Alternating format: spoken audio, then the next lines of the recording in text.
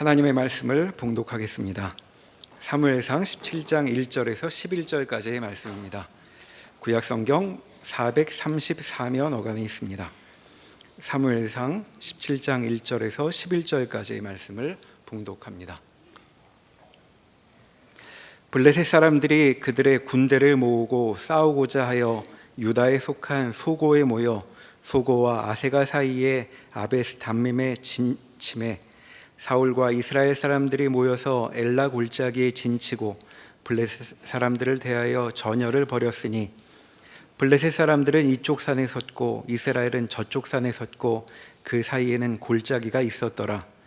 블레셋 사람들의 진영에서 싸움을 도두는 자가 왔는데 그의 이름은 골리앗이요 가드 사람이라. 그의 키는 6규빗 한 뼘이요 머리에는 놋투구를 썼고 몸에는 비늘 갑옷을 입었으니 그 갑옷의 무게가 놋 5천 세겔이며 그의 다리에는 놋 각반을 쳤고 어깨 사이에는 놋 단창을 메었으니 그 창자루는 배틀채 같고 창날은 철 600세겔이며 방패든 자가 앞서 행하더라. 그가 서서 이스라엘 군대를 향하여 외쳐 이르되 너희가 어찌하여 나와서 전열을 벌였느냐? 나는 블레셋 사람이 아니며 너희는 사울의 신복이 아니냐? 너희는 한 사람을 택하여 내게로 내려보내라. 그가 나와 싸워서 나를 죽이면 우리가 너희의 종이 되겠고 만일 내가 이겨 그를 죽이면 너희가 우리의 종이 되어 우리를 섬길 것이니라. 그 블레셋 사람이 또 이르되 내가 오늘 이스라엘의 군대를 모욕하였으니 사람을 보내어 나와 더불어 싸우게 하라 한지라. 사울과 온 이스라엘이 블레셋 사람의 이 말을 듣고 놀라 크게 두려워하니라. 아멘. 자, 오늘 본문은 다윗과 골리앗의 싸움에 관한 내용입니다. 우리가 다윗 하면 떠오르는 이름들이 많이 있죠. 솔로몬, 압살롬, 밧세바, 모비보셋, 아브넬 여러 이름들이 떠오르는데 그 중에 단연코 제일 먼저 떠오르는 이름이라고 한다면 바로 이 골리앗일 것입니다. 그러나 이 다윗과 골리앗의 싸움에 관한 말씀을 마치 피터팬이 해적 악당 후크 선장을 무찌르고 네버랜드를 지켜내는 듯한 그런 동화로만 여긴다면 사실은 이 말씀이 담고 있는 함의를 다 놓치게 되는 겁니다. 그래서 오늘 이 말씀을 저희가 좀 깊이 들어가 살펴볼 텐데 먼저 이 질문으로 시작을 하겠습니다. 정말 골리앗이 문제일까? 블레셋은 이스라엘과 전쟁하기 위해 군대를 모집하게 됩니다. 전쟁을 하는 목적은 분명합니다. 영토를 확장하는 것과 그로 인하여 경제적 가치를 높이는 것입니다. 오늘 본문을 보면 소고, 아세가, 에베스 담밈 그리고 엘라 골짜기 같은 여러 지명들이 나옵니다. 이런 지명들을 열거한 이유가 있습니다. 엘라 골짜기는 지금 이스라엘이 자신들의 땅으로 통치하고 있는 지역인데 이 엘라 골짜기와 그와 근접한 평원들은 굉장히 비옥한 땅입니다. 이곳에서 곡식을 아주 많이 거두게 되는 그런 기름진 땅입니다. 그리고 이 엘라 골짜기를 발판으로 해서 예루살렘으로 치고 올라가는 길이 아주 좋습니다. 그러니까 블레셋으로서는 이 지역을 자신들의 영토로 취하게 되면 부가가치 창출뿐만 아니라 군사 전략적으로 대단히 유리한 고지를 점할 수 있게 됩니다. 상대적으로 이스라엘은 그런 면에서 절대로 빼앗길 수 없는 땅입니다. 그러니까 이스라엘과 블레셋이 벌이려고 하는 이 전쟁은 물러설 수 없고 양보할 수 없는 어쩌면 나라의 운명을 건 아주 중요한 싸움이라고 여길 수 있습니다. 사울은 이 전쟁을 땅을 지키느냐 땅을 빼앗기느냐의 싸움으로 보고 있습니다. 절대로 빼앗길 수 없다라고 하는 마음은 당연히 있을 것입니다. 그러나 문제가 있습니다. 바로 골리앗입니다. 사무엘상 저자는 이 골리앗에 관한 많은 정보를 독자들에게 제공해 주고 있습니다. 골리앗은 가드 출신입니다. 블레셋의 주요 5도시 국가가 있는데 그 중에 가드가 가장 강력하고 규모가 큰 나라입니다. 골리앗이 이 가드 출신이고요. 골리앗의 키는 거의 3m에 육박합니다. 그리고 머리에는 노수로 만든 투구를 쓰고 있고 몸에는 비늘로 만든 갑옷을 두르고 있습니다. 이 무게가 57kg 정도 나간다 이렇게 되어 있고 또 이 골리앗이 주 무기로 쓰는 칼은 배틀채 같고 그리고 칼날이 붙어 있는데 이 칼의 무게는 7kg 정도 된다라고 저자가 알려주고 있습니다. 그리고 이에 더해서 골리앗은 어려서부터 전쟁터에서 자란 용사다라고 하는 그런 정보도 있습니다. 제가 개인적으로 생각할 때 이스라엘에게는 트라우마가 있습니다. 두 가지가 있는데 아낙 자손과 견고하고 높은 요새와 같은 성입니다. 골리앗이 아낙 자손 거인족 같이 대단히 큰 사람이고 그리고 마치 움직이는 요새처럼 견고하고 높은 그런 위풍당당한 모습을 보여주고 있습니다. 그러니까 이스라엘 백성들로서는 이 골리앗을 쳐다보기만 해도 그 마음에 두려운 마음이 굉장히 크게 들었다 이렇게 생각할 수 있습니다. 그러니까 이 골리앗이 40일 동안 이스라엘 군대를 모욕하고 조롱하면서 수치와 멸시를 주어도 그 누구도 담대하게 나서서 이 골리앗과 싸울 자가 아무도 없었습니다. 다윗이 전쟁터에 나와서 이 골리앗을 보게 됩니다. 그러나 다윗이 보는 골리앗은 체격이 크고 갑옷을 둘러 자기 몸을 보호하고 있고 무시무시한 칼을 들고 있는 전쟁터의 용사가 아니라 그가 누구이기에 이 할례받지 못한 블레셋 군인이 하나님의 군대를 모욕하고 있습니까? 그러니까 다윗은 골리앗을 보고 있지만 이 골리앗의 외적인 모습에 마음이 걸려 있는 것이 아니라 하나님의 거룩하신 이름을 모욕하는 이 자를 어떻게 심판할 것인가 라고 하는 것밖에는 이 다윗에게는 없습니다. 이스라엘 군대나 다윗이나 골리앗이라고 하는 똑같은 존재를 바라보고 있는데 이스라엘 군대는 두려워서 뒤로 도망만 가고 있고 그에 반해 다윗은 달려들어 심판하고자 하는 거룩한 분노와 열심을 드러내고 있습니다. 무엇이 다른 걸까요? 다윗이 사울 앞에 불려갔을 때에 서로 나눈 말이 있습니다. 사울은 다윗에게 너는 어려서 나가 싸울 수가 없다. 이 말은 너는 체격이나 전쟁의 경험으로 비추어 볼 때 나가서 싸운다는 것은 불가능하다라고 하는 뜻입니다. 그러나 이 말을 들은 다윗이 사울에게 한 말은 자기 일상에 관한 이야기를 전하고 있습니다. 내가 아버지의 양을 치고 있을 때에 사자나 곰이 와서 그 양 중에 새끼를 물어가면 내가 뒤쫓아가서 그 입에서 양 새끼를 구해내고 그래도 이 사자나 곰이 일어나 덤비면 내가 그 수염을 잡고 쳐 죽였습니다. 여호와께서 사자의 발톱과 곰의 발톱에서 나를 구원해 내신 것처럼 이 블레셋 군인의 손에서도 나를 구원하실 것입니다 라고 하는 담대한 이야기를 전하고 있습니다. 다윗에게 골리앗은 말씀드린 대로 체격이 크고 무시무시한 블레셋 용사가 아니라 자신의 일상의 삶에서 이미 경험한 내가 쳐 죽인 사자나 곰과 동일한 대상으로 보고 있습니다. 왜냐하면 내가 용맹해서 사자와 곰을 쳐 죽인 것처럼 이 골리앗도 그렇게 이길 수 있습니다가 아니라 다윗에게 있는 분명한 고백은 사자와 곰의 발톱에서 나를 구원하신 여호와께서 이 골리앗에게서도 나를 구원하실 것입니다 라고 하는 이 말을 가지고 있기 때문에 그는 두려워하지 않고 담대한 고백을 드러낼 수 있습니다.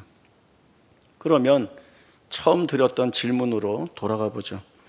정말 골리앗이 문제인가? 아니요. 골리앗이 문제가 아닙니다. 내가 하나님에 대한 구원의 확신과 믿음을 가지고 골리앗 앞에 설 것인가, 서지 못할 것인가. 결국 이것은 나와의 싸움이라는 것입니다. 내가 하나님을 온전히 바라보고 나를 하나님 앞에 세울 것인가, 아니면 내 눈에 바라보이는 이 위협과 두려움의 대상으로 인하여 그저 뒤로 물러가 도망가고 말 것인가. 결국 그것은 불순종이라고 말할 수 있는데 그런 자리로 쫓겨 나갈 것인가의 싸움이라고 하는 것, 전쟁이라고 하는 것을 말씀이 하고 있습니다. 자, 이 말씀을 좀 더 풀어보면 사울과 이스라엘 군대들은 골리앗이 하는 말을 듣고 다 크게 놀라 두려워했다라고 말합니다. 그들이 두려워하는 이유는 무엇입니까? 사울이나 이스라엘 군대나 자신들이 규정하고 있는 것에 비교해서 자신들이 결론을 도출하고 있습니다. 힘이 있다면 이길 수 있다. 힘이 없다면 질 수밖에 없다. 체격이 큰 자가 용맹해 보이고 체격이 작고 어리면 이길 가능성은 전무하다. 이것이 사울이나 이스라엘 군대가 가지고 있는 자신들의 결론입니다. 자신들의 일상에서 자신들이 이미 경험한 것으로 끄집어낸 결과가 이것들이죠. 그러나 정말 큰 문제는 무엇입니까? 여기에 하나님이 없다는 것입니다. 하나님이 완전히 빠져 있다라고 하는 것이죠. 다윗의 고백은 다르지 않습니까? 똑같은 두려워하는 존재 앞에 서 있지만 다윗은 다른 조건들을 다 보이지 않는 것처럼 여기고 그가 오로지 단 하나 바라보는 것, 여호와께서 나를 구원하실 것이다 라고 하는 이 바라보는 믿음의 고백을 가지고 나오는 것이 바로 이 다윗이 그 담대한 고백을 하게 하는 유일한 이유가 되고 있는 것입니다. 말씀을 읽다 보면 재미있는 부분이 있습니다. 저는 이 부분이 굉장히 재미있었는데요. 사울이 이제 골리앗과 싸우기 위해 나가는 다윗에게 자기의 노투구를 씹어주고 자기가 입었던 갑옷을 입혀주고 자기가 들고 싸웠던 칼을 다윗의 손에 쥐어줍니다. 왜 이렇게 하나요? 골리앗과 대등해지라고 하는 의도가 있습니다.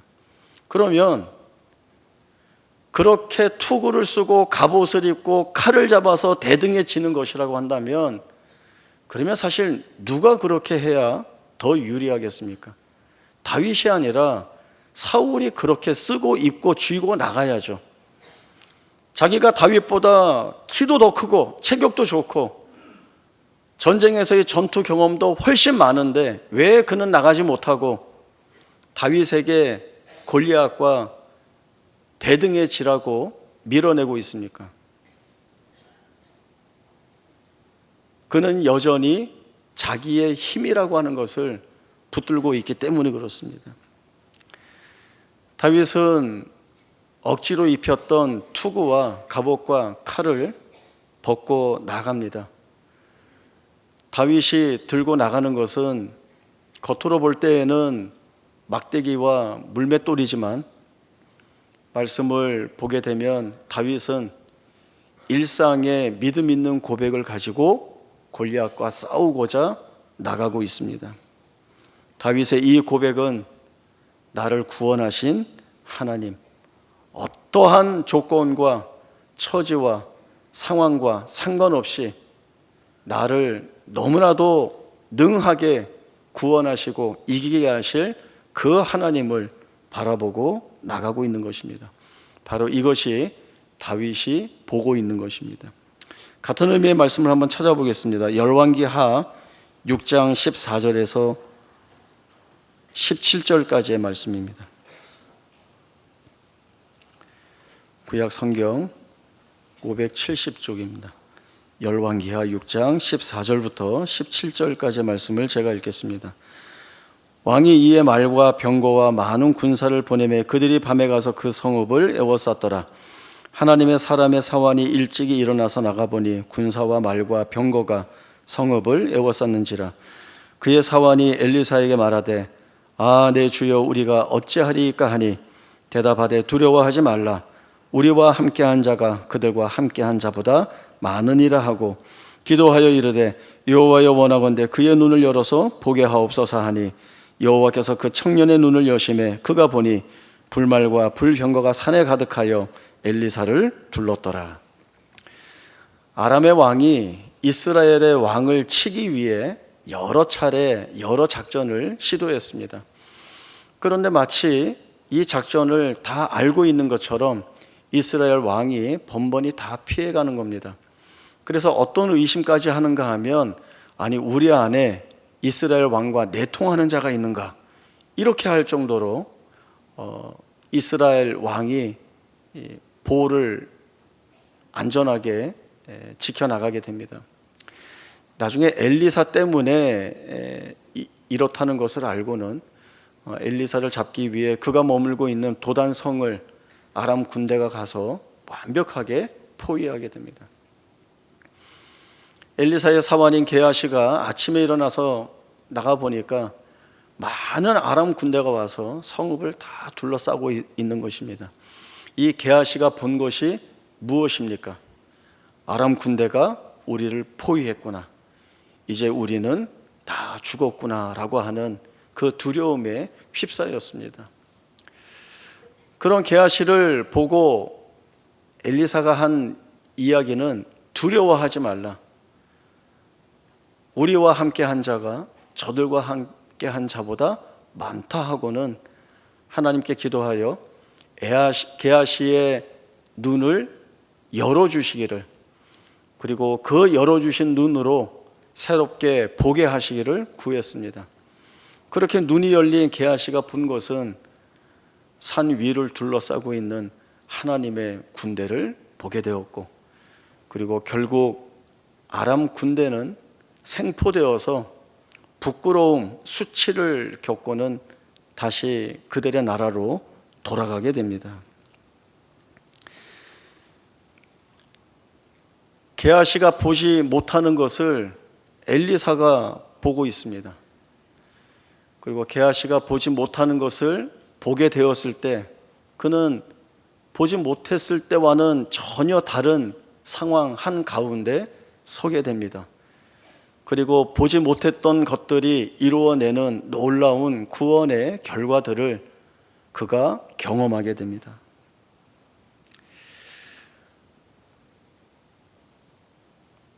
정말 골리앗이 문제일까라고 했을 때 그것은 골리앗의 문제가 아니라 나를 하나님 앞에 온전히 세울 수 있는가, 그것은 결국 나의 문제이다라고 하는 말씀을 오늘 드립니다.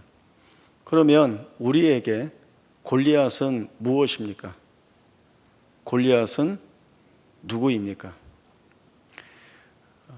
우리가 풀어낼 수 없는, 때때로 마주치게 되는 수많은 고난과 시련들을 우리가 골리앗으로 여깁니다. 그리고 그 앞에서 우리는 보통 우리가 가지는 일반적인, 상식적인, 어쩌면 보편적인 생각들을 하게 됩니다. 내가 이 문제를 어떻게 풀어낼까? 내가 어떻게 해야 이 고난에서 벗어날 수가 있을까? 내가라고 얘기하고 있는데 그것은 그럴 수 있습니다. 내가 어떻게 할까? 그 자리에서 하나님의 놀라우신 역사를 경험했던 것들을 끄집어내서 하나님의 은혜를 구하는 자리로 가면 내가 나를 하나님 앞에 세워 그 구원의 은혜를 맛보게 되지만, 내가라고 하는 것에 사로잡혀 하나님이 아닌 내가 해야 되는 것으로 묶여 있다고 한다면 그 문제는 풀 수가 없습니다. 그때는 바로 내가 골리앗이 되고 있다라고 하는 것을 아셔야 합니다.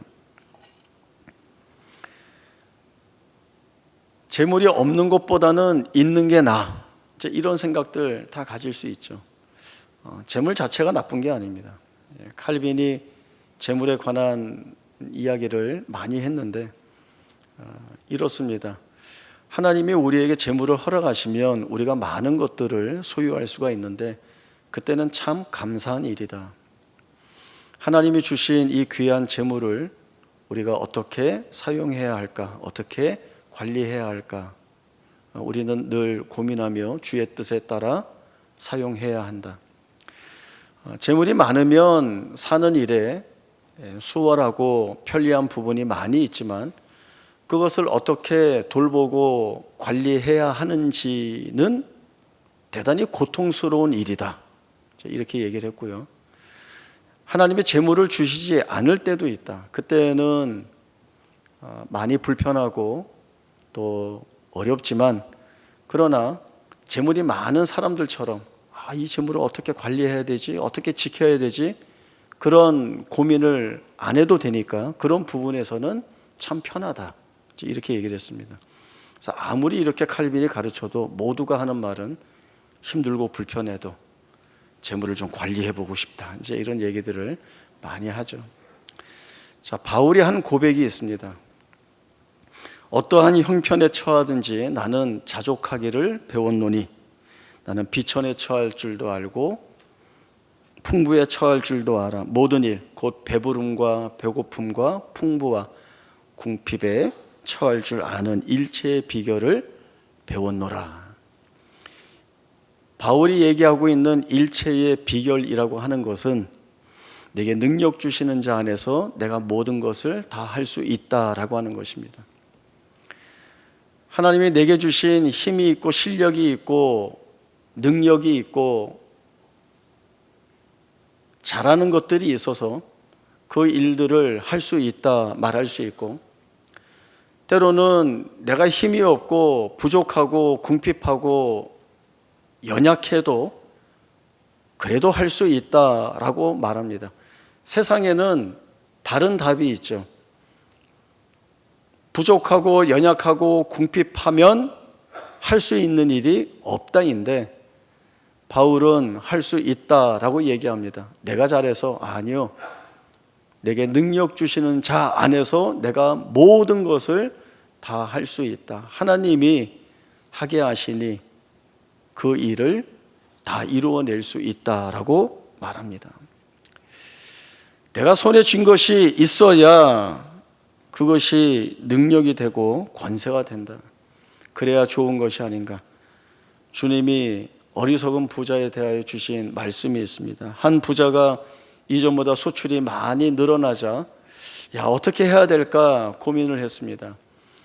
내가 이제 곡간이 부족하니 더 큰 곡간을 지어서 내게 주어진 이 모든 곡식과 물건들을 그곳에 다 쌓아두고, 그리고 여러 해 쓸 물건을 쌓아두었으니 이제는 내 영혼에게 말하기를 이제부터 평안히 쉬고 먹고 마시고 즐거워하자. 이런 마음밖에 없었다는 거죠. 그 부자에게 하나님이 주신 말씀이 무엇입니까? 어리석은 자여, 오늘 내가 너의 영혼을 찾으면 너의 쌓아둔 것이 누구의 것이 되겠느냐? 자기를 위하여 재물을 쌓아두고 하나님에 대하여 부여하지 못한 자가 이와 같다라고 말씀하셨습니다. 이 말씀의 뜻은 자기의 곡간을 하나님이 아닌 다른 것으로 자기로 채우는 자는 어리석다라고 하는 말씀입니다. 결국 우리에게 골리앗은 바로 나 자신을 누구 앞에 세우는가가 가장 중요한 말씀입니다. 내가 골리앗이 되어 그 골리앗 앞에 나를 세울 것인가? 아니면 그 골리앗 앞에 내가 다윗이 되어 설 것인가의 싸움입니다. 다윗이 고난에 처했을 때 한 기도는 이렇게 시작을 합니다. 하나님, 내가 그물에 걸린 새와 같이 난처한 상황에 처해 있습니다. 원수들이 길목마다 숨어서 나를 죽이려고 기다리고 있습니다. 수많은 대적들이 모여서 하나님이 나를 구원하시지 않을 것이라고 조롱을 하고 있습니다. 그런데 하나님 뭐 하고 계십니까? 라고 이야기를 하죠. 그러나 지금 이 이야기를 하나님 앞에 드리고 있는 이 자리가 어떤 자리입니까? 기도하는 자리입니다. 다윗이 자기를 기도하는 자리에 세워서 하나님을 찾을 때에 하나님은 그의 심령의 입술에 하나님의 말씀을 넣어주십니다. 그리고 그것을 다윗이 자신의 기도로 다시 토해내고 있죠. 그것은 나의 힘이신 여호와여, 내가 주를 사랑합니다 라고 하는 고백이고, 내가 사망의 음침한 골짜기에 있을지라도 두려워하지 않습니다. 왜냐하면 주님이 나와 함께 하시기 때문입니다 라고 하는 고백을 하는 자리에 자신을 세웁니다. 하나님, 내가 부르짖을 때에 들으시고, 그리고 들으신 그것을 내게서 응답해 주십니다 라고 하는 이 다윗이 바로 오늘 우리가 동일하게 서야 하는 다윗의 삶의 자리입니다. 다윗으로 서야 우리가 묶여있는 모든 두려움과 못하는 것들, 못난 것들, 연약한 것들, 부족한 것들 다 끊어낼 수 있고 사라지고, 그리고 그제서야 우리는 하나님 앞에 서서 하나님이 하게 하시는 증언들을 해 나갈 수 있게 됩니다. 하나님이 주시는 은혜는 자기를 찾아 나오는 자들을 내치지 아니하시고, 그들이 원하는 그 원함을 넘어 하나님이 원하시는 것을 그들의 삶 가운데에서 다 이루어내십니다. 하나님이 주시는 은혜는 견디게 하시는 은혜, 버티게 하시는 은혜, 감수하게 하시는 은혜, 살아내게 하시는 은혜, 그리고 마침내 그것으로 이기게 하시는 은혜를 주신다는 이 사실을, 다윗과 골리앗의 싸움이 마치 일말의 기적으로 이겨낸 동화 같은 그런 이야기가 아니라 하나님이 얼마나 크고 풍성한 뜻들을 담아 오늘 나에게 말씀을 주시고 있는가. 너는 골리앗이 될 것인가, 다윗이 될 것인가? 너에게 골리앗은 누구이고 다윗은 누구인가? 오늘 그 답을 하나님이 묻고 계십니다. 다윗처럼 하나님 앞에 자신을 세워 하나님이 사랑하시는 존재로 하나님이 주시는 말씀에 귀를 기울이시기 바랍니다. 내가 나를 위하여 내가 하고 싶은 것들을 쏟아내는 자리가 아니라 하나님이 원하시는 일들이 무엇일까? 하나님의 부름받은 거룩한 자로 그 영광을 위하여 사는 내가 그 하나님이 원하시는 일들이 무엇인지를 알아 쫓아가는 것, 그것이 내 열심이나 내 의지나 내 정성으로 무언가를 드리는 게 아니라 하나님이 나를 만들어내시는 그것을 내가 어떻게 순종하고 내 고백으로 삼고 살아갈 것인가. 그 책임은 하나님이 우리에게 묻고 계시는 겁니다.